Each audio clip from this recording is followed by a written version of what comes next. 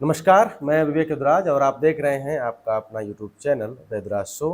और हम एक खास सेशन शुरू करने वाले हैं पॉडकास्ट का, जिसका नाम है तीन पत्ती। इस पॉडकास्ट में या इस सेशन में वो सच बोलेंगे, वो सच कहानियां दिखाएंगे, उन लोगों से वो बातें करेंगे जो लोग भीड़ में अक्सर नहीं कर पाते हैं। आप जो बातें आप अकेले में खुद से करते हैं, हम कोशिश करेंगे इस पॉडकास्ट में उतनी ही सच्चाई और उतनी ही ईमानदारी इस पॉडकास्ट में बरती जाए। आज हमारे साथ एक ऐसे मेहमान जुड़े हैं जिनकी कहानी सिर्फ व्यक्तिगत संघर्ष की नहीं है, जिनकी कहानी सिर्फ जेंडर बदलाव की नहीं है, बल्कि कहानी इनके संघर्ष की है, इनके सामाजिक ताने बाने से जुड़ी हुई है, इनके गौरवशाली इतिहास से जुड़ी हुई है। तो बहुत सारी बातें इस पॉडकास्ट में होगी। हमारे साथ उपस्थित हैं ठाकुर रोशन सिंह जी के प्रपौत्र और कह सकते हैं एक बहुत शानदार व्यक्तित्व के आदमी, और हम तो पहले से जानते हैं तो जाहिर सी बात है कि हम इनको शानदार ही कहते हैं। हमेशा की तरह मुस्कुराते हुए हमारे बीच उपस्थित हैं शरद सिंह। शरद भाई, कहानी कहाँ से शुरू किया जाए? बिल्कुल, कहानी को एकदम शुरू से शुरू करते हैं। एक तो ये बड़ा ऐसा प्रश्न है आज के परिवेश में और पहले के परिवेश में भी, कि आदमी जेंडर चेंज को लेकर के बड़ा कठिन मामला है। अभी सामाजिक मैच्योरिटी उस लेवल की नहीं है। जी बिल्कुल मानते हैं इस चीज को? जी बिल्कुल मानते हैं। कि सामाजिक मैच्योरिटी उस लेवल की नहीं है। नहीं बिल्कुल नहीं है। और अभी बहुत सी ऐसी चीज़ें हैं हमारे समाज में, उस टॉपिक पे ही आदमी इतना ज़्यादा कंफर्टेबल नहीं हुआ। ये तो अपने में बहुत बड़ा विषय आ जाता है, एकदम नया विषय व्यक्ति के लिए लगता है, मतलब जेंडर बदलाव।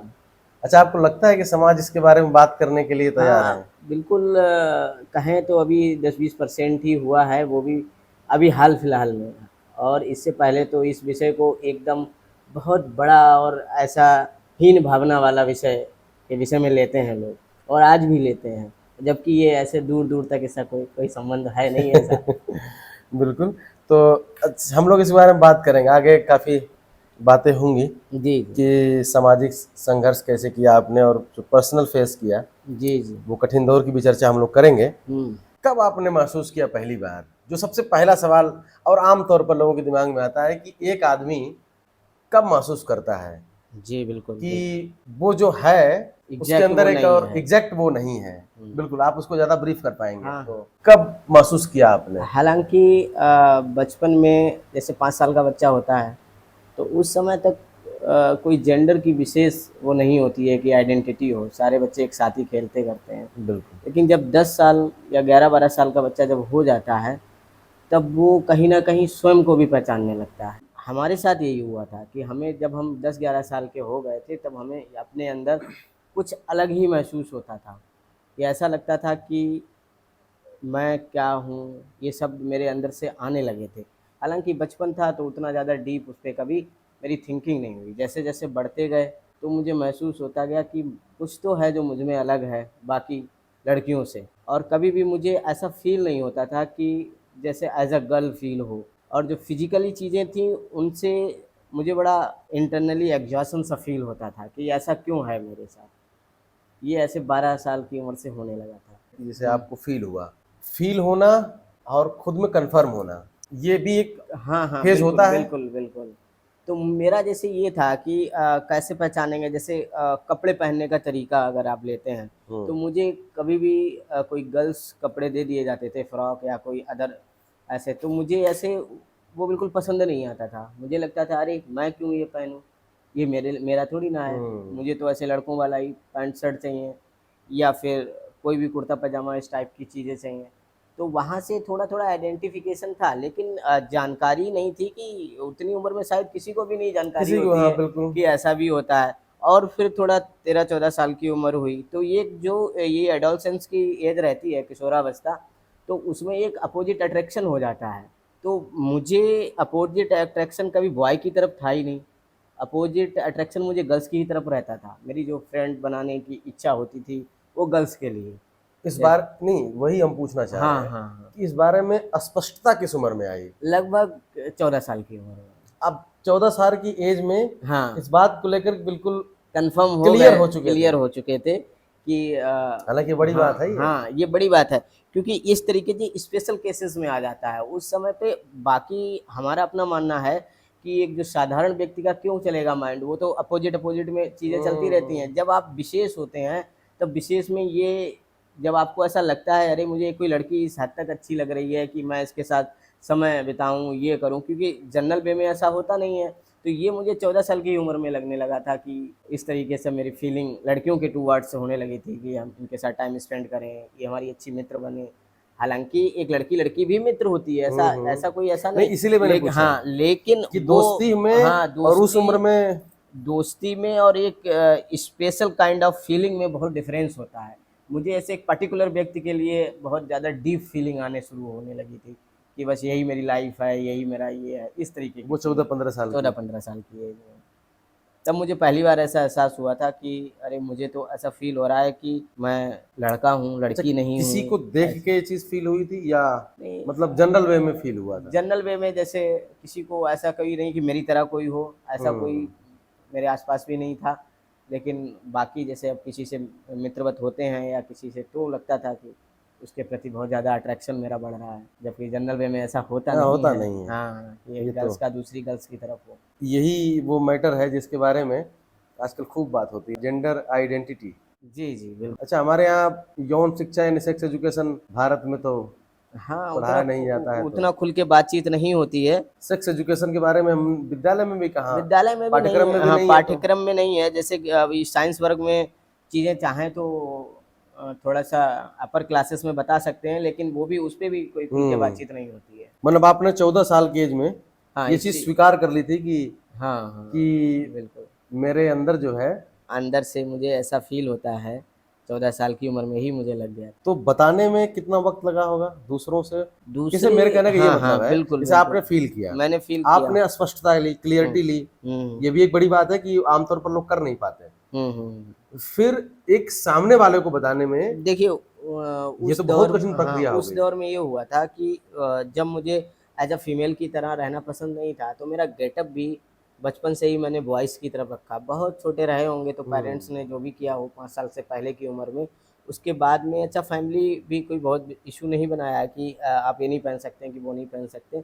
तभी बात तुम नहीं रही होगी। हाँ, तो वो बात उनके ज़हन में इसलिए नहीं थी कि व्हाट आई एम, लेकिन नॉर्मल वे में वो कुछ भी पहन लो ऐसा वाला था कि कोई नहीं, आप पैंट शर्ट पहन लो। तो गर्ल्स का बिहेव भी मेरे प्रति थोड़ा अलग ही रहता था, तो मुझे भी लगता था कि अरे बाकी लोगों से, लेकिन ये बात मैं कभी भी ना तो किसी गर्ल से कह पाया, ना घर में कह पाया। कब तक?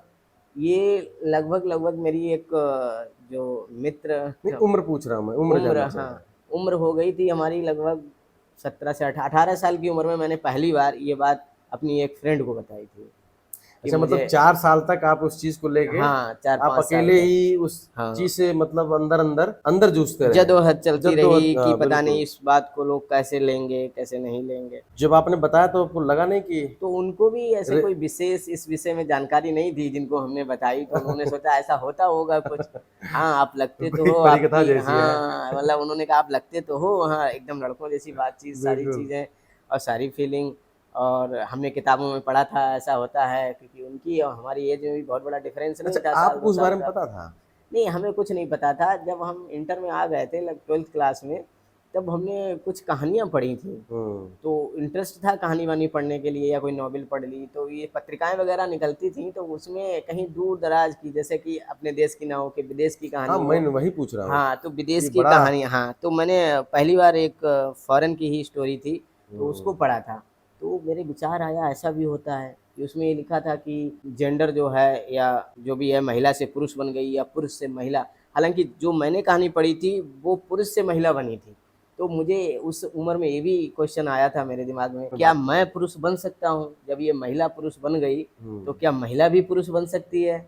तो ये भी बरसों दिमाग में चलता रहा। ये बात भी हम किसी से ज़्यादा शेयर नहीं कर पाए कि ऐसा हमने पढ़ा है और हमारे विचारों में ये चल रहा है, और जीवन अच्छा, चलता दोस्त रहा। से आपने बताया, उसका जी। तो क्या ही रिएक्शन होगा, क्योंकि आज जब ये दशा है आज के हाँ, उसके। हाँ, हाँ। मैं ये पूछना चाह रहा, हुँ, जैसे आपने दोस्त को बताया, जाहिर सी बात है कि कभी ना कभी जब आपके दिमाग में बात चल रही है, हुँ, हुँ। तो आपको किसी ऐसे व्यक्ति से बताना पड़ेगा जो आपकी बात को मान्यता दे।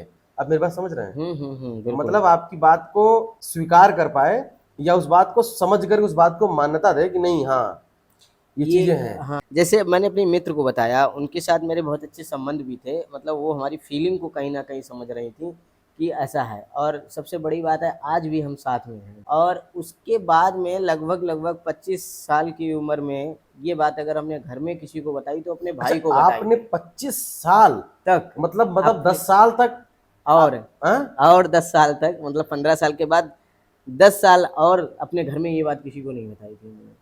और जब मैंने ये बताई है, लगभग 25-26 साल की मेरी उम्र हो गई थी, तो अपने भाई को बताई थी ये बात। तो मैंने आपसे बड़े हैं? हाँ, हमसे बड़े हैं, काफ़ी बड़े हैं वो। तो मैंने उनको मतलब ऐसे बताया कि ऐसे-ऐसा होता है और मुझे ऐसा, तो वो बोले हाँ, वो भी हालाँकि वेल एजुकेटेड थे, तो उन्होंने बहुत इस बात पे मुझे ऐसा कुछ कहा नहीं, रिएक्शन? लेकिन रिएक्शन में ये था कि हाँ, ऐसा ऐसा है, लेकिन ऐसा होता थोड़ी ना है कि ऐसा हो जाए।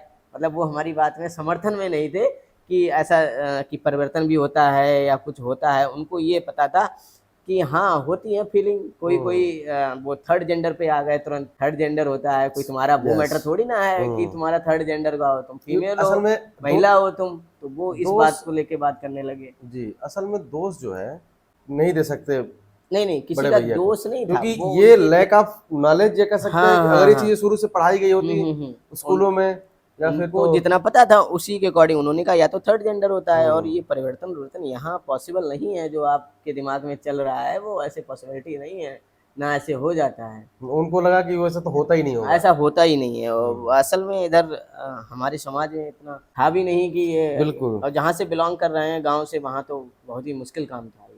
मुझे लगता है कि भैया का भी कोई बहुत दोष नहीं रहा। इंडियन एजुकेशन सिस्टम में सेक्स एजुकेशन का तो कोई हाँ, बिल्कुल। बात ही नहीं होती। उनको जितनी जानकारी थी उसके अकॉर्डिंग उनको यही लगता था कि ऐसा हम्म। पॉसिबल नहीं है। अच्छा, इस पूरे दौर में, इस पूरे मतलब कह सकते हैं कि आपके जर्नी में एक तो पर्सन मिलता है जो आपको चट्टान की तरह आपके साथ खड़ा रहता है। हम बात करेंगे उसके बारे में, लेकिन अभी के लिए एक बात हो जाए कि कौन वो पहला पर्सन था जिसको लगा कि नहीं, अगर हम इससे बात कहते हैं तो वो हमारा पूरी तरीके से जीवन साथी के रूप में इसको चुन सकते हैं, इस तरीके की बातें। बिल्कुल, आपका एकदम सही क्वेश्चन है। और ऐसा व्यक्ति मेरे पास था भी, बहुत खुशकिस्मती थी मेरी। और मैंने उस व्यक्ति को सब कुछ जब बताया तो उसने मुझे समझा, और हम कहानी में बहुत आगे आगे तक उस व्यक्ति के साथ आज हैं, और इस पे भी विस्तार से चर्चा हाँ, वही हम करेंगे। करें आगे, इस पे सेगमेंट है। जब आप इस दौर से गुजर रहे थे हम्म। तो कॉलेज लाइफ आपकी उस टाइम शुरू हुई थी या हाँ। जरूर हुई होगी। उस टाइम आपको तो सभी टीनेजर ही मिलते हैं, जी बिल्कुल। उनके बीच कैसे फेस किया आपने, कैसे मतलब, क्योंकि स्कूल कॉलेज लाइफ थोड़ा सा, स्कूल हाँ, लाइफ में और कॉलेज लाइफ में तो अंतर होता है। इसमें जो हमारा पर्सनली ये रहा कि हमने पूरी थोड़ी, हमको बाकी भी दिक्कत है, जैसे फिजिकल चैलेंजेस भी हैं हमारे डिसेबिलिटी की वजह से। तो स्कूल हम प्रॉपर जाते थे, और प्रॉपर बच्चों के साथ हमारा कोऑर्डिनेशन था, बातचीत होती थी। लेकिन ये बात मेरे अंदर ही रहती थी, बहुत ज़्यादा हम इसको ओपन नहीं कर पाते थे। नहीं, लेकिन बहुत ज्यादा या बिल्कुल नहीं? बिल्कुल ही नहीं, लेकिन हाव भाव से कुछ बच्चों को ये लगता था। तो कभी कभार थोड़ा सा इस तरीके की बातें हो जाती थी जो हमको अच्छी नहीं लगती थी। बच्चे मतलब ऐसे बोल देते थे कि अरे ये देखो, इस तरीके से पहनने को लेके, या फिर कोई और कमेंट। बोल रहे आप, जो इस बारे में हम लोग हाँ, बात किए हैं, लैक ऑफ हाँ, नॉलेज हाँ, चीजें। लैक ऑफ नॉलेज कभी कभी हो जाती, लेकिन बहुत ज़्यादा हमने फेस नहीं किया। थोड़ा सा एटमॉस्फेयर हमें अच्छा मिला ये कहें। अब हम लोग उस सेगमेंट पे आ चुके हैं, मुझे लगता है कि जहाँ पे ये बात होनी चाहिए या हम लोगों को समझनी, एक होता है ना कि कैसे, कैसे ये एक बड़ा ऐसा विषय है हम्म, जिसके बारे में लोगों के पास मतलब बहुत कम जानकारी है।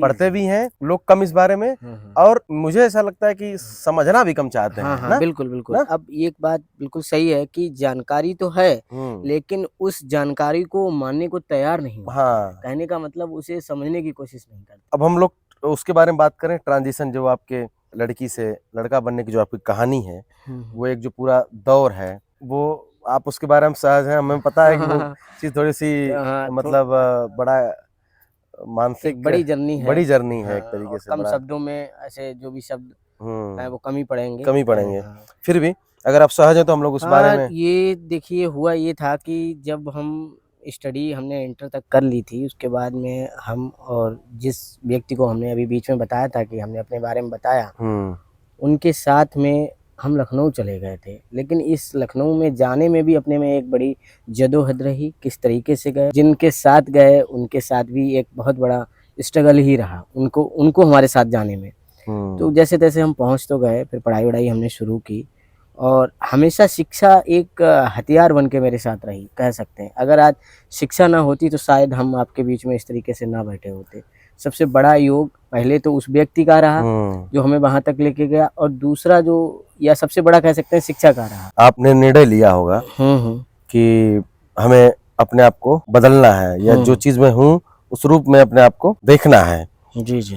एक बड़ी कठिन सी जर्नी है, और हाँ, सबसे मतलब कह सकते हैं कि सबसे संघर्षपूर्ण यही वाली जर्नी रही है आपके पूरे जीवन में। जी हाँ, बिल्कुल तो कह सकते हैं। उसको कैसे फेस किया आपने?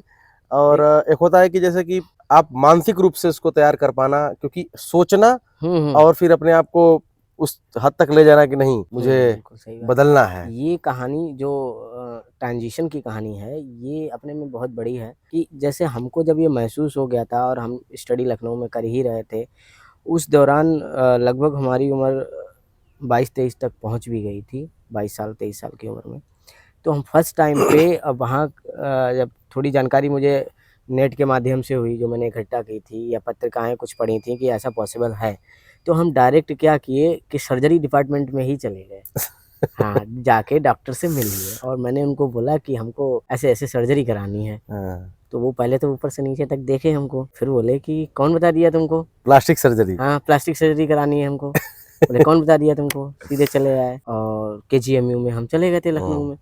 तो हमको बोले, तो हमने कहा नहीं, नहीं सर, हमको तो ऐसे-ऐसे बहुत समस्या है सारी। हमने अपनी समस्या उनको बताने लगे, तो वो कहने लगे हाँ ठीक है, वो सब सही है, लेकिन ये बहुत बड़ी चीज़ है जो आप बोल रहे हो, इतनी छोटी चीज़ नहीं है जो आप आए डायरेक्ट सर्जरी कर दो। तो उन्होंने मुझे कुछ प्रोसेस बताई कि देखिए बेटा, होता ये है कि इसमें काउंसलिंग होती है, साइकियाट्रिस्ट के पास जाइए, और उन्होंने 10-15 मिनट मुझे सारी बातें इसको डिटेल्ड बताई कि ऐसा-ऐसा करना। अब हम वहाँ से डिमोरलाइज़ हो गए कि अब ये नहीं हमारा हो पाएगा, कि हमको तो अंतिम अवस्था समझ में आ रही थी कि सर्जरी करानी है, लेकिन ये क्रिया की सर्जरी जो थी, ये पूरे सीन की वो लास्ट अवस्था थी और हम पहले ही वहाँ पहुँच गए। फिर भाई हमने 1-2 साल के लिए फिर हमारा डिले हो गया, हमें समझ ही में ना आए। हम साइकियाट्रिस्ट डिपार्टमेंट में गए लखनऊ, वहाँ वो टहलाने वाली बातें, कभी डॉक्टर नहीं, कभी लोग हमारी बात ही ना समझ पाएँ कि हम कह क्या रहे हैं। वो कहें कि आप टेस्ट कराइए, कोई मेंटल दिक्कत तो नहीं हो गई है आपको, कैसी बातें कर रहे हैं। फिर हम हेड ऑफ डिपार्टमेंट से एक दिन मिले जाके, लगभग मिलने में ही हमें 1 से 1.5 साल लग गया उनसे। अच्छा, तब तक ये एज क्या हो चुकी थी तब तक आपकी? हमारी लगभग 24 साल की एज हो गई थी। 24 साल की एज हो गई, अब हम उनसे मिले जाके, तो उन्होंने भी हमको यही सब बताया कि देखिए काउंसलिंग होगी, काउंसलिंग में और आप ऐसा क्यों कराना चाहते हो, ये चीज़ें सही नहीं है। वो अपनी तरीके से एक डॉक्टर और एक मेंटर की तरह समझाने लगे कि, लेकिन हमारे दिमाग में था कि ऐसा पॉसिबल है, हो चुके थे कई केस बाहर, मैंने जो पढ़ रखे थे, और हमने मेंटली रेडी कर लिया था अपने आप को। इधर क्या हुआ, इसी बीच में हमारी जॉइनिंग भी लगी हुई थी बेसिक शिक्षा विभाग में। अच्छा। हाँ, तो हम जॉइन कर लिए भैया, यहाँ शाहजहाँपुर चले आए। अब तो और भी दूर हो गए चीज़ों से, कहाँ लखनऊ, कहाँ शाहजहाँपुर। अब एक दिक्कत और आ रही थी मुझे बीच में, जो हम डिसीजन नहीं ले पा रहे थे बिकॉज़ ऑफ मनी। वहाँ पैसे की दिक्कत आ रही थी। मुझे लग रहा था कि फिजिकल इतना बड़ा स्टेप अगर हमने उठा लिया और कोई मुझे दिक्कत परेशानी बनी, तो इतना अमाउंट कहाँ से आएगा, क्योंकि अमाउंट के बारे में भी हमने नेट से सर्च कर रखा था कि लाखों में लगभग 20-25 लाख के आसपास खर्चा आ जाएगा। 20-25 लाख खर्चा आ जाएगा। तो वो खर्चे के बारे में सोच के भी अब इतना पैसा कहाँ से आएगा, तब भी हमारा फिर डिले होता रहा। ये था काउंसलिंग शुरू कर सकते थे तो उतना आइडिया नहीं था, कोई डॉक्टर रेडी नहीं था मेरी काउंसलिंग करने के लिए। फिर हम शाहजहाँपुर आ गए, तो शाहजहाँपुर में हमारा भतीजा है डिस्ट्रिक्ट हॉस्पिटल में, तो उसके सामने हमने एक बात रखी, तो वो भी ऐसे एकदम शॉक्ड हो गया सुन के कि क्या बता रहे हो, ये कोई मेंटल दिक्कत तो नहीं है, तुम ये कैसी बहकी-बहकी बातें कर रहे हो। हमने कहा नहीं, आपके यहाँ साइकियाट्री डिपार्टमेंट है? तो उसने बोला है।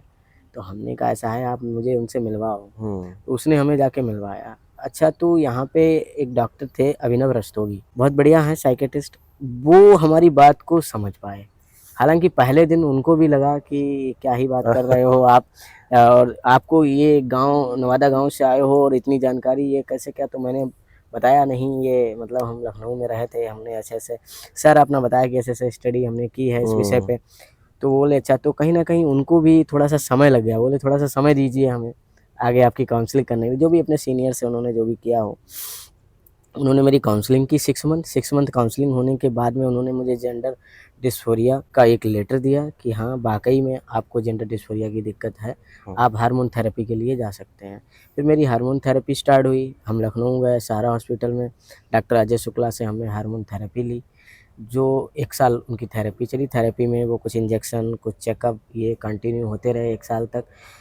जिसके दौरान में क्या हुआ, मेरी वॉइस है, बियर्ड है और मेल हार्मोन्स का बॉडी में इम्प्रूवमेंट होना, ये सारी चीज़ें शुरू हो गई थी। 1 साल के अंदर कह सकते हैं कंप्लीटली मेरी वॉइस वगैरह चेंज हो तो चुकी जैसे थी। कि नहीं, आप उस समय नौकरी पीरियड में थे? हाँ, नौकरी पीरियड मेरी नौकरी लग अच्छा, गई थी, तब मैंने अच्छा। ये स्टार्ट किया क्योंकि वही जो पैसों की दिक्कत आ रही थी। हुँ, तो मैंने स्टार्ट किया, फिर उनके उसके बाद में क्या पता फिर उन्होंने ये बोला कि वैसे तो आप डायरेक्ट भी कर सकते हो, लेकिन हुँ। जो प्रोसेस है उसमें हार्मोन थेरेपी प्रॉपर लेना है आपको 1 साल तक। हालाँकि आप ज़्यादा भी ले सकते हो, मिनिमम 1 साल तो लेनी ही लेनी है। इसके बाद इंदौर में हमने जेनिथ क्लिनिक में जाके अपना जो है सर्जरी कराई। पूरी प्रक्रिया कितने साल की रही? मतलब एकदम ऐसे हाँ, लगभग शुरू से? शुरू से अभी तक लगभग 3 साल की। 3 साल की पूरी प्रक्रिया हाँ, हालाँकि रही मेरे आपकी? दिलो-दिमाग में ये प्रक्रिया कई अरे वो बरसों तो की रही है, वर्षों लेकिन का। अगर चिकित्सीय प्रक्रिया की बात करें हाँ, तो वही चिकित्सीय प्रक्रिया की बात। साढ़े 3 साल लग 3 गए। साढ़े 3 साल की एक स्टेप बाय प्रक्रिया स्टेप रही। हुई है। अच्छा, इन 3-4 फ़ेजेज़ होते हैं एक तरीके से जी, कहिए जी, तो। बिल्कुल, बिल्कुल। एक मानसिक फ़ेज़ होता है आपका इस हाँ, पूरी प्रक्रिया में, हाँ, हाँ, और एक सामाजिक हाँ, संघर्ष होता है। जी। एक कानूनी प्रक्रिया भी होती है। कानूनी प्रक्रिया बहुत जटिल है। सामाजिक के ताने-बानों के साथ कानूनी प्रक्रिया अपनाना बहुत आसान नहीं है। इस हाँ, मामले में। इस मामले में पूरे डॉक्यूमेंटेशन आपके चेंज होना, आज एक नाम आधार या किसी मार्कशीट में चेंज कराने के लिए हुँ, आम आदमी को पापड़ कित बेलने पड़ पापड़ जाते हैं। बेलने पड़ जाते हैं। बिल्कुल। और यहाँ पे हमारी ट्रिपल पीजी सारी डिग्री और फिर हमारे एजुकेशन डिपार्टमेंट में इसको करने में कहीं न कहीं मुझे जितना जेंडर चेंज कराने में दिक्कत नहीं आई, उतना इस डॉक्यूमेंटेशन में दिक्कत आई। और आज भी कुछ जगह पे फेस हो ही रहा है, अभी भी अभी भी फेस हो रहा है। कानूनी जटिल है, प्रक्रिया से काफ़ी जटिल है। जटिल है, बिल्कुल। अच्छा, 4 प्रक्रियाएँ हैं, मतलब एक तरीके से कहा जाए इस पूरे जर्नी की, तो एक मानसिक प्रक्रिया रही है पूरी हाँ, जर्नी की, बिल्कुल, सामाजिक प्रक्रिया इसकी एक जो संघर्ष रहा है, संघर्ष हो। एक कानूनी प्रक्रिया रही है, हुँ, और सबसे आखिर में जो एक चिकित्सीय चिकित्सीय प्रक्रिया रही प्रक्रिया है। रही है। हुँ। इन चारों प्रक्रियाओं में सबसे कठिन कौन-सी प्रक्रिया है? आपको लगा कि आप सबसे ज़्यादा, आप कहाँ आपको लगा कि विचलित हो रहे हैं? बिल्कुल, मुझे हालाँकि जो बाकी के लोगों ने कराए हैं, हुँ, हमारे बाद में जो आज भी लोग करा रहे हैं, वो सब सामाजिक प्रक्रिया से सबसे ज़्यादा प्रताड़ित हैं। लेकिन हमारे केस में हुआ कि हम कानूनी प्रक्रिया से सबसे ज़्यादा प्रताड़ित हुए और सबसे ज़्यादा जटिल हमें कानूनी प्रक्रिया ही लगी, सबसे ज़्यादा? सबसे ज़्यादा। वहाँ आप ज़्यादा फेस करना पड़ा बहुत आपको? ज़्यादा फेस करना पड़ा। हालाँकि कुछ काम ऐसे थे जो हमारा आईडीज़ वगैरह थी, हुँ, जो इससे रिलेटेड हम आर्टिकल 19 में जो हमको सुविधाएँ दी गई हैं 19 में, उसके तहत डिस्ट्रिक्ट लेवल पे हमारी आईडीज़ वगैरह तो बन गई थी, लेकिन बाकी जगह पे नाम परिवर्तन कराना और जेंडर परिवर्तन कराने में मुझे हाई कोर्ट से ऑर्डर लेना पड़ गया। तब भी जाके हमें कहीं न कहीं राहत जैसी नज़र नहीं आई, बहुत ज़्यादा ही हुँ। समस्या का सामना करना अच्छा, अब इतनी समस्याएँ मतलब आपको झेलनी पड़ी, हुँ, जबकि आप मानसिक रूप से बड़े मजबूत, ज़ाहिर-सी बात है, हुँ, आप मजबूत रहे होंगे। अगर आज कोई युवा ऐसी स्थिति में है, हुँ, हुँ, बहुत सारे युवा इस चीज़ से गुज़र रहे होंगे, हुँ, हुँ। तो क्या लगता है सबसे पहले क्या कदम उठाना चाहिए उनको कि पहले? पहले तो मानसिक संबल उन्हें अपना एकदम रेडी कर लेना चाहिए क्योंकि हमने भी बहुत परेशानियाँ उठाई हैं, तो धैर्य ना खोएँ सबसे पहले। अच्छा, पैशेंस बिल्कुल बना के रखें अगर इस प्रक्रिया में आना है। अपने आप में तो हाँ, हिम्मत। हाँ, हाँ। उसके बाद में कानूनी प्रक्रिया अब कुछ आसान हुई हैं। अभी उसके बाद? आर्टिकल में हुँ, कुछ संशोधन होके आए हैं, तो कुछ क्रियाएँ हालाँकि कुछ मेडिकल टेस्टेज़ बढ़ा दिए गए हैं और प्रक्रिया कुछ आसान कर दी गई। अब अमूमन केस कई हो चुके हैं, तो अवेयरनेस अब पहले से ज़्यादा हो गई है कि इस प्रक्रिया का कोई निश्चित समय नहीं है कि 1 महीना की जगह पे 1 साल लग जाता है, जहाँ 1 साल लगना हो वहाँ 2-2 3-3 साल लग जाते हैं। और फ़ाइनेंशियली भी स्ट्रॉन्ग होना चाहिए उस व्यक्ति को। और हालाँकि गवर्नमेंट की तरफ से अब जो है कानूनी व्यवस्था में काफ़ी लचीलापन दिया है। मेडिकल टेस्ट्स थोड़े बढ़ा दिए गए हैं और लेकिन प्रक्रिया में काफ़ी कुछ आसान हुआ है। अब थोड़ा हम लोग परिवार और हुँ, हुँ, हुँ। समाज पे के बारे में डिस्कस कर लेते हैं। एक तो हम देखते हैं जेंडर डिस्क्रिमिनेशन की लड़के और लड़की का अंतर है। तो जो सबसे पहला सवाल जो मेरे मन में आ रहा था, बहुत दिन से आ रहा था कि बहुत सारी वीडियोज़ और न्यूज़ पे और आर्टिकल्स में पढ़ने को मिलता है, तो सब सवाल वहीं से पनपते हैं हुँ, कि एक लड़की का लड़का बनना हुँ, हुँ। और एक लड़के का लड़की बनना, जी। इन दोनों परिस्थितियों में कोई अंतर है? मतलब उनको सामाजिक सामाजिक दृष्टि से हाँ। क्या ज्यादा चुनौतियों को सामना करना पड़ता है हाँ तो संजय बांगर की बेटी अनाया बांगर को? हाँ हाँ हाँ बिल्कुल। वो तो इतने बड़े हाँ, सेलिब्रिटीज वो हैं, इसके इतने बाद बड़े भी सेलिब्रिटीज होने के बावजूद भी उन्हें हम्म, काफी कुछ फेस करना काफी पड़ा कुछ है। फेस करना पड़ा, वही हाँ, बोल रहा हूँ लेकिन मैं। आम तौर पे ये बहुत ही बड़ा विषय हो जाता है। अगर कोई लड़की जब लड़का बनती है तो हमारे समाज में अभी भी पुरुष प्रधान है, हम्म, तो उसमें दिक्कतें तो वहाँ पे भी उन्हें आती हैं, लेकिन उस लेवल की नहीं है। एक समय पे एक्सेप्टेंस हो जाती है कि चलिए ठीक है, स्वीकार्यता मिल जाती हाँ, है। स्वीकार्यता मिल जाती है। और कहीं न कहीं अब जो केसेज़ हो रहे हैं उसमें फैमिली फुल सपोर्ट भी कर रही है। लेकिन जब कोई लड़का-लड़की बनता है, समस्या तो सेम ही है, बीमारी नहीं है, ये डिसऑर्डर हो जाता है व्यक्ति हम्म, को। और ये बड़ा कंफ्यूजन वाली हाँ, बात हाँ, है ये कन्फ्यूज़न है कि बिल्कुल। बहुत सारे लोग हाँ, इसको आज इसको बीमारी कहते बीमारी हैं। समझते हाँ, हैं। बीमारी नहीं, सबसे पहली तो ये मतलब मेरे ख्याल से ये जानना होगा कि इस तरीके की चीजें कोई बीमारी नहीं है, हाँ, ये एक हाँ, डिसऑर्डर है। एक डिसऑर्डर है। जी बिल्कुल। हाँ, बीमारी इसलिए नहीं है कि जब कोई बीमारी होती है तो मेंटल हेल्थ पे बड़ा फ़र्क पड़ता है। लेकिन इसमें हमारा ऐसा नहीं है कि हमारी जो दैनिक चीज़ें हैं वो प्रॉपर चली हैं, प्रॉपर हम्म, मैंने परीक्षाएँ दी हैं, प्रॉपर हम्म, आम व्यक्ति की तरह मैंने भी पास आउट किया है। अगर ये बीमारी होती तो शायद हम सफ़र कर रहे होते। बिल्कुल। ये एक डिसऑर्डर था। हाँ, ये है कि अगर ये माइंड में है बहुत बड़ी चीज़ है, लेकिन माइंड में पूरा ये अपना एक ऑप्शन लगाए रख मतलब एक स्पेस बनाए रखती है आपके दिमाग में। तो दोनों, अच्छा, दोनों के जो चुनौती होती है, हुँ। ट्रांस मैन एक और ट्रांस ट्रांस वुमेन, वूमेन, तो ट्रांस वुमेन को सामाजिक सामाजिक रूप ज़्यादा से और मानसिक रूप से मुझे लगता है कि आप कह रहे हैं कि ज्यादा ज़्यादा जटिलताएँ आती ज्यादा हैं। जटिलताएं हाँ, हैं। बहुत ज़्यादा, क्योंकि लड़की को वैसे भी हमारा समाज कम हाँ, दोनों के एक नज़र से तो हाँ, नहीं नहीं देखता है। देखता है, तो फिर वो उसको तो बिल्कुल ही देखना नहीं चाहता है। पैरामीटर्स भी दोनों के लिए हाँ, अलग अलग ही अलग निर्धारित हैं। निर्धारित है, एक्सेप्टेंस भी वाले मामले में भी और भी तरीके से। और भी तरीके से। हम्म। हुँ। अच्छा, एक चीज जो इसी समाज का हिस्सा है, कास्ट, तो कास्ट भी वेरी करता है इन चीजों में या बहुत इसका नगण्य मामला है? बहुत ऐसे कोई विशेष कास्ट का फ़र्क नहीं पड़ता है, हम्म, फ़र्क सिर्फ़ जेंडर का पड़ता है, कहा जाए तो लिंग। जेंडर का ज्यादा हाँ, जेंडर का इशू ज़्यादा है। प्रभाव है। हम्म, मेल और फीमेल में, महिला पुरुष में। और कास्ट का बहुत ज़्यादा नहीं पड़ता है। अमीरी गरीबी को लेके इसमें अंतर देखने को मिला है। जो व्यक्ति गरीब पॉवर्टी लाइन बिलो आता है तो उसे एक अलग नज़र से देखा जाता है कि अरे हम्म, ये ऐसा कर लिया तो कुछ गलत ही कर लिया है। और जो एकदम हाई लेवल के व्यक्ति हैं उन्होंने कर लिया तो अरे वो तो कर ही उनके लेंगे पास उसका। लड़ने की पावर भी तो हाँ, है। लड़ने की पावर है। ये हम ज्यादा मामला जो है वो जेंडर का है और इकोनॉमिक इकोनॉमिक स्टेटस का कंडीशन का है। है। हाँ, बिल्कुल। हाँ। अच्छा, एक चीज जो मतलब हम चाहेंगे एक एक लाइन में आप इसका चाहे जवाब दे सकते हैं। हुँ, जब आपने अपने परिवार से अपनी पहचान साझा की हुँ, हुँ, सबसे पहली बार, हुँ, हुँ। तो उस पर क्या पहली प्रतिक्रिया क्या थी परिवार की? वो मतलब एक्सेप्ट तो कर लिए थे पहली बार में ही, लेकिन उनको डर था इस चिकित्सा प्रक्रिया से। उनको लग रहा था कि ऐसा कुछ कराना नहीं चाहिए। किस व्यक्ति ने सबसे पहले साथ दिया था आपका इस पूरे पारिवारिक जर्नी में? परिवार में बताइए, नहीं परिवा क्योंकि दोस्त के बारे में तो हम लोग बात हाँ, कर चुके, हाँ, आपने हाँ। बताया था। परिवार में हमारी माताजी ने साथ दिया इसमें हमारे। माता जी ने साथ दिया हाँ, था? बिल्कुल, उनको समझाना मेरे लिए बड़ा मुश्किल था, क्योंकि वो जिस जगह से और जिस उम्र से आ रही हैं, उनके लिए समझना मुश्किल था। लेकिन बिल्कुल हमने समझना तमाम मुश्किल है। वीडियोज़ दिखा के और हम्म, उनको जब समझाया, हालाँकि वो एक माँ के लिए बड़ा मुश्किल डिसीज़न था कि उन्हें लग रहा था कहीं कुछ और ऐसा हो ना जाए, लेकिन लास्ट में वो समझ गईं और उन्होंने अनुमति दी हमें। और और फिर सबसे मजबूती से वही खड़ी रही। हाँ, वो तो खड़ी माँ की तो मजबूती जाहिर सी बात है कि हाँ, मानसिक रूप से आपको ज़्यादा तैयार करती हाँ। है। इस पूरी प्रक्रिया में बताना चाहे तो बता सकते हैं, हुँ, हुँ। कभी कोई ऐसा हुआ कि किसी की बात ने सबसे ज़्यादा आपको तकलीफ दी हो और उसकी हाँ, कुछ उसका उसका आपको आज भी हाँ, हाँ। टीस है मन में? हाँ, कुछ रिश्तेदार हैं ऐसे जिन्होंने इस चीज़ को लेके आज अब भी? आज भी हैं वो लोग, समाज में ही हैं। मतलब कहा एक समय पे था जब ये नया-नया दौर था।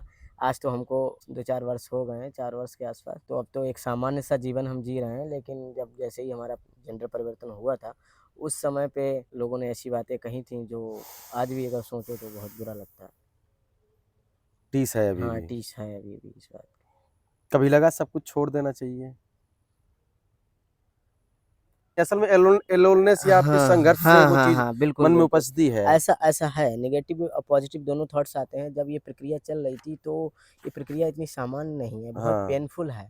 जब सर्जरी के दौरान एक समय पे बेड पे महीनों आप करवट नहीं बदल सकते हैं या कुछ नहीं, तो उस समय पे एक विचार आया कि अरे!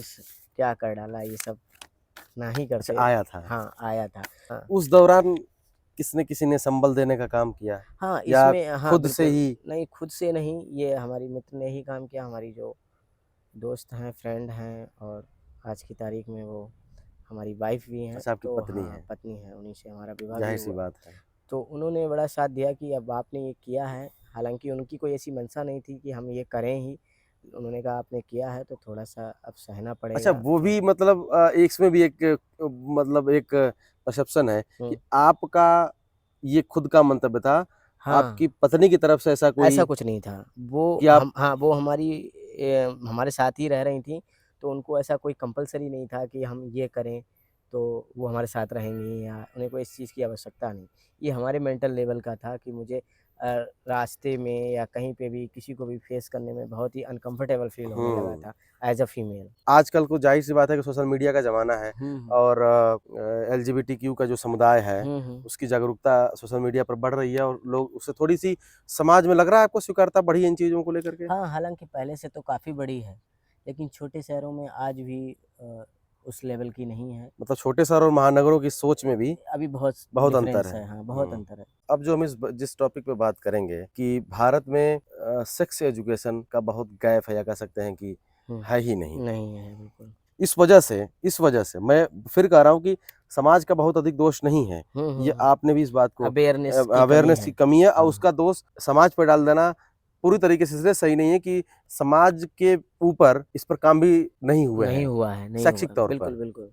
ये जो हमारा भाग है जिस पे हम लोग बातचीत करेंगे, हो सकता है समाज को थोड़ा-सा एजुकेट करने का हुँ, प्रयास हो इस बारे में हुँ, हुँ। कि जेंडर आइडेंटिटी और सेक्सुअल ओरिएंटेशन ये दोनों अलग-अलग चीज़ें हैं, हाँ, बिल्कुल कह सकते हैं, एक तरह से ये अलग भी हैं और एक दूसरे के पूरक भी हैं। पूरक भी हैं। हाँ, जेंडर आइडेंटिटी से क्या तात्पर्य है मतलब? जेंडर आइडेंटिटी जैसे व्यक्ति आपको ओपनली फिज़िकल क्या दिख रहा है और इंटरनली क्या है, 2 अलग बातें हो वो जाती हैं। किस रूप में अपने कि आप को हाँ, जैसे कभी-कभी बाय बर्थ तो वो मेल है, हुँ, लेकिन उसकी वाक़ई में जेंडर आइडेंटिटी जो वो इंटरनली फ़ील वो कर अलग रहा है, है। वही होती है। जो आप अंदर से फ़ील करते हो, आपका जेंडर वही होता है।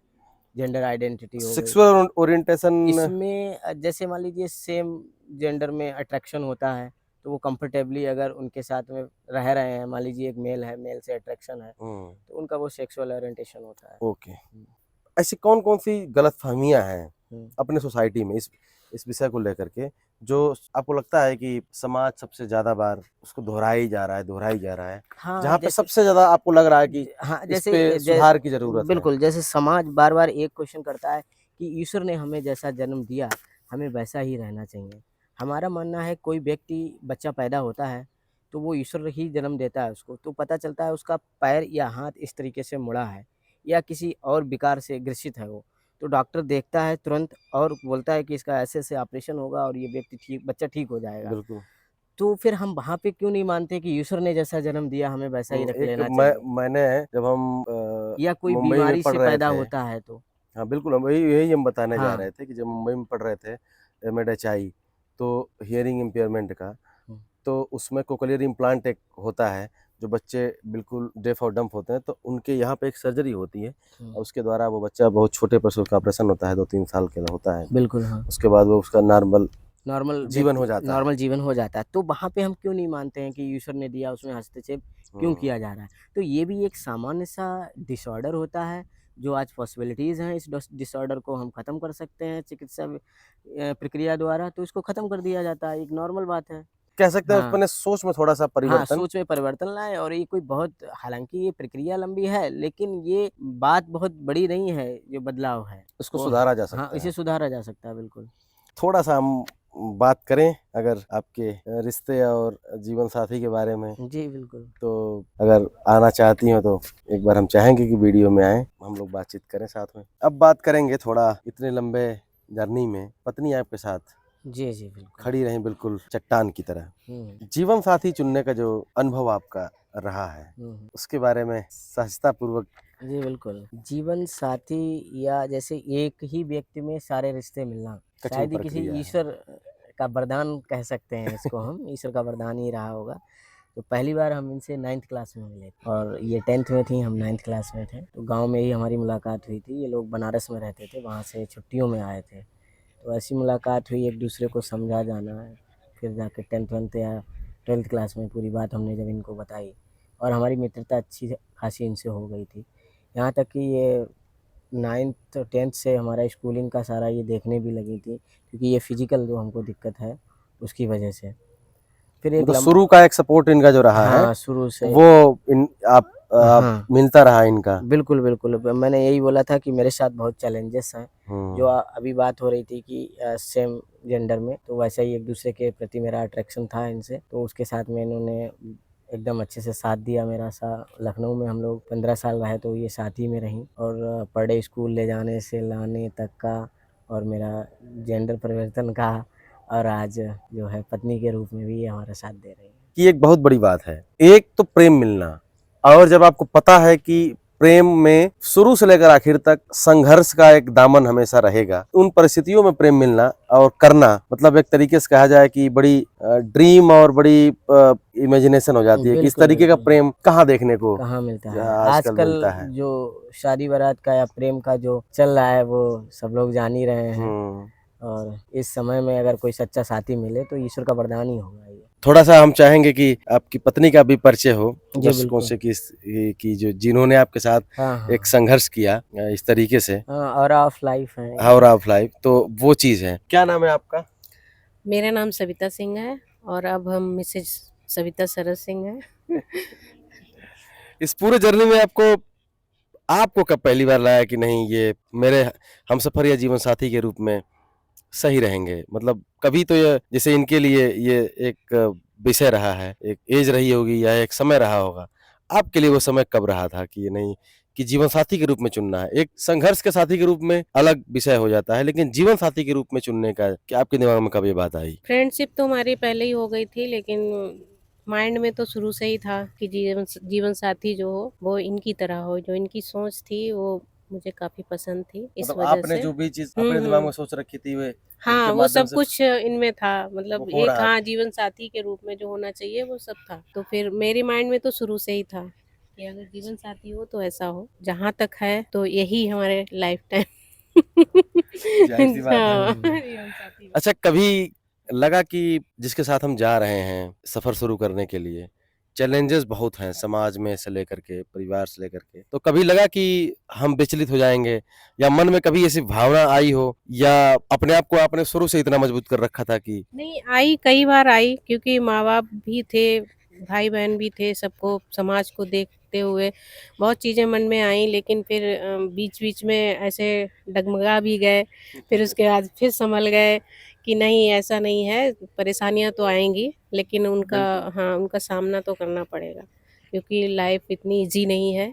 अगर आपको कुछ पाना है तो कुछ खोना भी पड़ेगा, आगे बढ़ते चले गए। आज मतलब पूरे नजरिए से पूछें तो आप संतुष्ट हैं, खुश हैं? हाँ, मैं संतुष्ट हूँ अपनी लाइफ से और मुझे इस चीज़ पे बहुत प्राउड है कि मैंने जो मतलब चाहा था वो मैंने पा लिया। इस चीज पे तो हाँ। सच कहें तो ये सबके लिए प्राउड की बात है। मतलब ये मैं कह सकता हूँ, मैं व्यक्तिगत तौर पे या मैं समाज के तौर पे आप एक जीवन साथी के रूप में आप एक मिसाल हैं।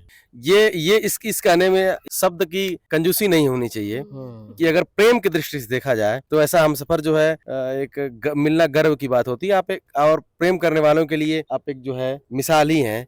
तो हम सबके लिए तो मतलब ये से होता है कि हम अपने लाइफ में हम लोग हमसफर चुनते हैं या साथी चुनते हैं, उस मामले में ऐसा हमसफर मिलना तो जाहिर सी बात है कि आपके लिए और सबके लिए गौरव की बात है या प्रेरणा तौर पे हम देख सकते हैं प्रेम के। आपसे हम पूछेंगे कि क्या इनके साथ सब कुछ बताना कभी ऐसा लगा कठिन हो? नहीं नहीं इनके साथ तो मुझे ऐसा लगता है कि जैसे आप अपने आप खुद से बात करते हो तो आप खुद से जब बात करते हो तो आपके कोई डाउट्स नहीं होते, आप खुद से कुछ भी कह सकते हो। बिल्कुल। ठीक उसी तरीके से मैं इनसे बात करता हूँ जैसे मैं खुद से ही बात कर रहा हूँ। मुझे कोई डर नहीं होता है कि ये बात मैंने क्या कह दी क्या नहीं कह दी, सारी बातें मैं शायद यही एक कारण है कि हम आज यहाँ यहाँ इस जर्नी में यहाँ तक साथ में हैं। हमने अपने सेगमेंट का भी पॉडकास्ट सेशन में जब शुरू से हमने कहा कि हमने इसलिए कहा कि जब हम अकेले में हम जब बात करते हैं बेहद ईमानदारी से बिल्कुल अपनी बात रखते हैं, खुद से जब हम बात करते हैं तो कुछ भी छुपाते नहीं हैं अपने आप से। बिल्कुल अपने पॉडकास्ट का भी हमने ध्येय यही रखा है कि जो भी हम अकेले में बात करते हैं कोशिश हम करेंगे कि सामने जिनको भी हम मेहमान के तौर पर बुला के बात करें, जितना वो सहजता पूर्वक खुद से बात करते हैं उतनी ही सहजता से इस पॉडकास्ट में वो मतलब बात कर पाए। और इसलिए हमने इसका नाम तीन पत्ती भी रखा है। इसके पीछे बिल्कुल ये इसका नाम तीन पत्ती क्यों रखा है, इसके पीछे क्या कारण इसके है? पीछे कहानी बड़ी दिलचस्प है। जैसे होता है रैंडम शुरू हुई बात है ये। हम 5 मित्र हैं और रैंडम शुरू हुआ एक ग्रुप हम लोगों का है। हम कभी उनके साथ भी बैठ के एक बार वीडियो बनाएंगे। तो हम लोगों ने सोचा कि नाम क्या रखा जाए अपने ग्रुप का, क्योंकि हम लोग उस ग्रुप में कुछ भी नहीं छुपाते, हर तरीके की बातें हर जबान में करते हैं, कुछ भी मतलब कोई संकोच नहीं, कोई डर नहीं। जितना हम अकेले से बात कर सकते हैं, हम उतनी बातें उस पांचों लोगों के बीच में कर सकते हैं। कि तीन पत्ती एक गेम है ताश का, उसमें तीन पत्ती में क्या होता है कि अनएक्सपेक्टेड चीजें होती हैं, आपके पास कब क्या आ जाए। तो हम लोगों ने इसलिए इस ग्रुप में ना रखा कि हम लोग अनएक्सपेक्टेड कुछ भी कर सकते हैं। ग्रुप का एक ध्येय है कि हम लोग कोई बात छिपाएंगे नहीं, सारी बातें जितना खुद से करते हैं उस ग्रुप में भी करेंगे। तो उस तीन पत्ती से हमने इस पॉडकास्ट सेशन का नाम तीन पत्ती रखा है कि जितना हम ईमानदारी से उसमें कर पाते हैं, उतनी ईमानदारी से अपने मेहमानों से भी हम बात करने की कोशिश करेंगे। रिश्ते में सबसे ज्यादा जरूरी चीज क्या है? लॉयल्टी, प्रेम, भरोसा, स्वीकार्यता, भरोसा। लॉयल्टी सबसे हाँ, लॉयल्टी, जरूरी चीज भरोसा। समझते हैं। हाँ, भरोसा है तो है सब। वही स्वीकार्यता भी दे देगा, वही प्रेम दे देगा। भरोसा रहने से आप लड़ पाते हैं, मतलब हाँ, आप में हिम्मत आती है। हिम्मत आती। एक ट्रांस व्यक्ति के लिए, जो ट्रांस मैन या ट्रांस वुमेन, इनके लिए विवाह आज भी एक बड़ी सामाजिक चुनौती है या कुछ इसमें सरलता आई है, या आज भी वो बड़ी सामाजिक चुनौती बनी हुई है? मतलब आज के बिल्कुल बहुत अच्छा क्वेश्चन है ये। सामाजिक चुनौती आज भी बनी हुई है। जैसे अरेंज मैरिज जो होती हैं, वो ट्रांस में होना आज भी बड़ी समस्या का विषय बना है। आदमी समझ नहीं पा रहा है इसको, और जबकि ऐसा कुछ है नहीं, एकदम सरलता। जैसे कि एक नॉर्मल व्यक्ति की लाइफ होती है, ठीक उसी तरह ट्रांसमैन की भी लाइफ होती है। और इशूज हर किसी लाइफ में होते हैं, ऐसा नहीं है कि ट्रांसमैन की ही लाइफ में हो। हाँ, लेकिन मोस्टली केसेस में ये पाया गया है कि कोई ईश्वर का कुछ विशेष उन पे प्रभाव रह रहा है या क्या रह रहा है कि उनकी कोई ना कोई लाइफ पार्टनर जरूर होती है। जहाँ तक मेरा मानना गया है, कोई ना कोई व्यक्ति उन्हें ईश्वर का दिया हुआ ऐसा होता है जो हर हद तक गुजरने के लिए तैयार होता है। तो समाज साथ नहीं देता है तो? हाँ, समाज साथ कोई एक व्यक्ति जरूर होता है उनके पास। और बहुत से ऐसे लोग भी हैं जिनमें व्यक्ति नहीं है, तो उन्हें परेशानियों का सामना करना पड़ रहा है, क्योंकि अभी सामाजिक तौर पर विवाह की स्वीकार्यता नहीं मिल पाई है, स्वीकार नहीं किया है समाज ने ट्रांसमैन को। थोड़ा चलते हुए बात कर लेते हैं। इस पूरे जर्नी में मतलब मेंटल हेल्थ का बड़ा इशू रहा है, क्योंकि नॉर्मल हम देखते हैं लोगों को मेंटल हेल्थ की आम तौर पर समस्याएं हैं, और आपके साथ तो मतलब दुगनी समस्या रही है। उस कंडीशन में मेंटल हेल्थ आपको क्या लग रहा है कि कितना महत्वपूर्ण विषय बन जाता है इस पूरे जर्नी में या इस पूरे लाइफ में? मेंटल हेल्थ जो है इस जर्नी के लिए सबसे ज़्यादा कंपलसरी है, क्योंकि अगर आप मेंटली फिट होंगे और फिजिकली फिट होंगे, तभी जाके आपकी कोई भी चिकित्सा प्रक्रिया है वो कंप्लीट हो पाएगी और उसके रिजल्ट भी अच्छे रहते हैं। और मेरे साथ, जैसे आपने बताया कि डबल चैलेंजेस थे, तो मेरे साथ तो डॉक्टर ने भी एक बार बीच में हाथ खड़े कर दिए कि शायद मैं ना कर पाऊँ पूरी प्रक्रिया सफल तरीके से। लेकिन मेरी इतनी इच्छा थी और अंदर से मैं मतलब स्ट्रांगनेस डॉक्टर ने जब देखी, तो बोले कि मुझे अब विश्वास है कि मैं ज़रूर सफल रहूँगा इस पूरी जर्नी में। और उन्होंने फिर ये प्रक्रिया को करना शुरू किया और अंत में फिर हम सफल हुए। ऐसे समय में सबसे जरूरी चीज कि किस चीज ने आपको सबसे ज्यादा संभाला? परिवार या कुछ भी? आप कुछ भी, इसमें कोई परिवार दोस्त मित्र वाली बात नहीं है, आपकी खुद की भी चीज हो हमारी सकती है। जर्नी में तो हमने पूरी जर्नी में एक ही व्यक्ति का सबसे बड़ा योगदान रहा, कह सकते हैं कि बैकबोन पूरी जर्नी की, उसे बैकबोन का नाम दे सकते हैं हम। तो हमारी जो आज पत्नी के रूप में है सविता सिंह, तो जो हमारी मित्र के रूप में हमेशा हमारा साथ दिया और पूरी प्रक्रिया में वो हमारे साथ रहीं। इवन पूरे 15 सालों से वो हमारे साथी में है। इसी मेंटल हेल्थ से संबंधित एक और चीज है कि यदि कोई परिवार अपने बच्चे को नहीं समझ पा रहा है इन विषयों पर, तो आप उनसे क्या कहेंगे? किस तरीके क्या संदेश देंगे? मेरा उनसे यही कहना है कि अपने बच्चों को वो अच्छी तरीके से समझें। मैटर ये नहीं करता है कि वो पुरुष है के रूप में है या महिला के रूप में है। मैटर ये करता है कि आप अपने बच्चे को अच्छे से समझें, उससे बातचीत करें। बातचीत के दौरान पता करें कि वाकई में वो जेंडर डिसऑर्डर से परेशान है, तो डिनाई बिल्कुल ना करें और धैर्य से काम करें। और जितनी भी पॉसिबिलिटीज़ हो, चाहे वो लड़का हो या लड़की हो, उसको साइकेट्रिस्ट से मिलें और मिलने के बाद में जो भी उसके लिए सही हो वो उसके लिए डिसीजन लें। आप जिस परिवार से आते हैं कि इस पूरे भारतवर्ष के लिए एक गौरवशाली परिवार है, और आप, हम जैसा कि हमने वीडियो के शुरू में बताया कि आप शहीद रोशन सिंह जी के प्रपौत्र हैं, तो यह जो एक बड़ी फैमिली जब होती है, एक बड़ा परिवार होता है, ये चीज आपके लिए इस विरासत ने आपके जीवन को किस तरीके से प्रभावित किया है, इस जर्नी में भी और एक सामान्य जर्नी में अच्छा। इस पहचान ने आपके जीवन को किस तरीके से? देखिए, ये ऐतिहासिक विरासत जो हमारे नाम है, इसके लिए पहले तो मेरे लिए बहुत गौरव का विषय है। और हर चीज़ के सकारात्मक और नकारात्मक दोनों दृष्टि होते हैं। तो इतने बड़े लेवल पे जो सामाजिक मुझे जो मान सम्मान मिला है, वो कहीं ना कहीं विरासत का इसमें बहुत बड़ा हाथ रहा है इस समाज में। और शायद कोई हमारी जगह कोई और होता तो उतना सम्मान और का शायद उसे ना मिल पाता, क्योंकि आपकी एक पहले से ही पृष्ठभूमि बनी होती है, तो आदमी वहीं से आपको देखना शुरू करता है। और नकारात्मकता की बात करें तो कुछ लोगों ने इस तरीके की समाज में भी बातें उठी कि इतना बड़ा नाम और इस तरीके से काम किया है, तो कुछ ऐसी सोच रही है। अब छोटी सोच कहें या बड़ी सोच कहें या जानकारी का अभाव कहें, तो इस तरीके के भी शब्द सामने आए हैं। कभी आपको, जैसा कि आपने शुरू में बताया था कि कानूनी रूप से आपको बड़ी समस्या का जी, सामना करना पड़ा, बिल्कुल। तो इस चीज़ ने कभी आपकी मदद करी कि इस पारिवारिक विरासत की पहचान ने कभी इस चीज़ में मदद करी हो? बिल्कुल, बिल्कुल। जिला लेवल पे बोलें तो हमारा कि विरासत के रूप में ही जो हमारी पहचान थी, जिस वजह से पूरी प्रक्रिया हमारी आसानी से हुई और हमें सम्मान से देखा भी गया। और जब हमारा ये नया नामकरण ही कहो, जब नया नामकरण हुआ तो जिला अधिकारी हमारे यहाँ उमेश प्रताप सिंह थे और उन्होंने बड़ा अच्छे से सारे प्रक्रिया हमारी पूरी करवाई जिला लेवल पे। और बोले कि मुझे बड़ा हर्ष का विषय है मेरे लिए, जो मैं आपके इस परिवार से आप हैं और आपका नामकरण करने का मुझे ये जिम्मा मिला अच्छा, है। ये एक बड़ा, मतलब हमने आखिरी में जानबूझ के रखा था हाँ। ये प्रश्न कि आपका पहले नाम क्या था और आपने शरद नाम क्या सोच के रखा? शरद नाम के पीछे कोई विशेष लॉजिक नहीं था, क्योंकि मेरा बचपन से निक नेम शरद ही था और डॉक्यूमेंटली मेरा जो नाम था वो सरिता सिंह था। अच्छा। तो ये था कि फिर इसको एक प्रॉपर ढंग से ऑफिशियली नाम देना था। तो हमारे घर में और मित्रों ने सबने मुझे राय दी कि प्रॉपर नेम एक टैग लाइन के साथ शरद रोशन सिंह हो तो बेहतर रहेगा। फिर वही हमारे जिलाधिकारी उमेश प्रताप सिंह ने भी बोला कि आप पूरा नाम शरद रोशन सिंह रखें, तो वही फाइनल हो गया था। रैपिड फायर शुरू करने से पहले 2 सवाल मेरे और रह गए हैं। आपकी जो डिसेबिलिटीज है, ये बाय बर्थ है या फिर कभी एक विशेष समय में हाँ, ये चीज़? ये लगभग 5-6 साल की उम्र रही थी मेरी। तो उस समय मुझे फ़ीवर था, तो फ़ीवर में इंजेक्शन लगने की वजह से मुझे ये रिएक्शन हो गया बोन्स में। तब से लेके ये पैरालिसिस अटैक हो गया और काफ़ी कुछ इलाज हुआ, लेकिन पॉसिबिलिटीज़ हो नहीं पाई कि स्टैंड अप पोजीशन में आने के लिए। एक आखिरी सवाल रैपिड फायर शुरू करने से पहले, अगर आज शहीद रोशन सिंह जी होते कल्पना में कि आपके सामने अगर वो आए, तो क्या कहते आप उनसे?